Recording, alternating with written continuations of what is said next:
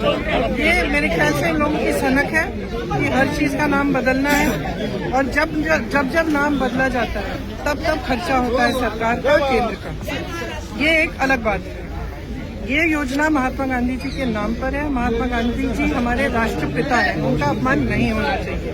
और तीसरी और सबसे जरूरी बात, नाम बदलने से ज्यादा जरूरी ये बात है कि जो अधिकार इसी सदन में सबकी सहमति से जब वो कानून बना, तो यहाँ एक भी राजनीतिक दल नहीं था जिसने सहमति नहीं दी। तो सबकी सहमति से ये कानून बना कि रोजगार का 100 दिन का अधिकार जो सबसे गरीब जन है इस देश का, उसको मिलना चाहिए। अब इन्होंने बहुत चालाकी की है, क्योंकि ऊपर से ऐसे दिखता है कि सिर्फ नाम बदल रहे हैं और 100 से 125 दिन को बढ़ा रहे हैं, लेकिन इसको अगर ठीक तरह से पढ़ा जाए तो इसमें 2-3 ऐसे विषय हैं जिनसे ये योजना कमजोर, क्या ये खत्म हो सकती है। और मैं आपको समझाती हूँ कि क्या है ये विषय। सबसे पहला कि इन्होंने 100 से 125 दिन की बात की है, लेकिन कमाई को बढ़ाने की कोई बात नहीं की है।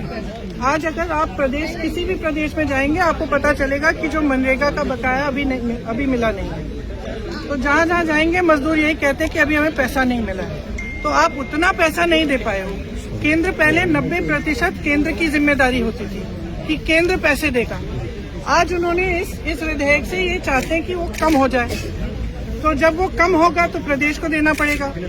जो गरीब प्रदेश है वो दे ही नहीं पाएंगे।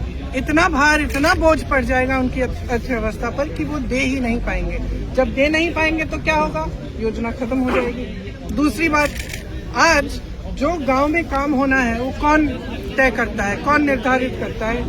ग्राम प्रधान, पंचायत में निर्धारित होता है वो, और उसके लिए पैसे वहीं पे भेजे जाते हैं।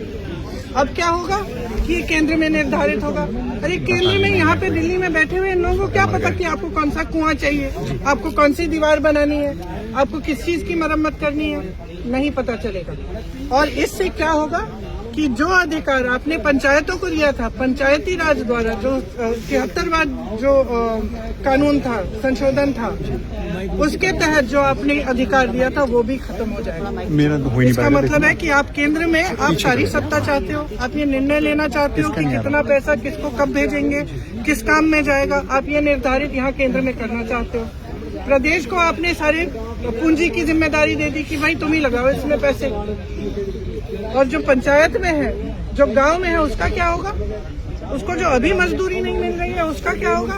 125 दिन कहना आसान है, उसके पैसे दोगे?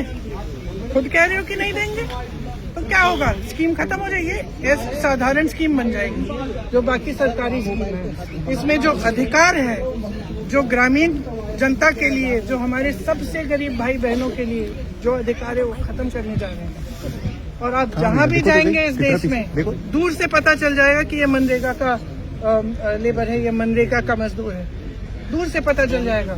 उसके हाथ कठोर होते हैं, उसकी चेहरे पे झुर्रियाँ होती है, गरीब से गरीब इंसान होता है वो। वायनाड से लेके रायबरेली तक मैंने देखा है, दूर से पता चल जाता है कि ये मनरेगा के मजदूर है। उसको भी खत्म करना चाहते हो आप? किस लिए?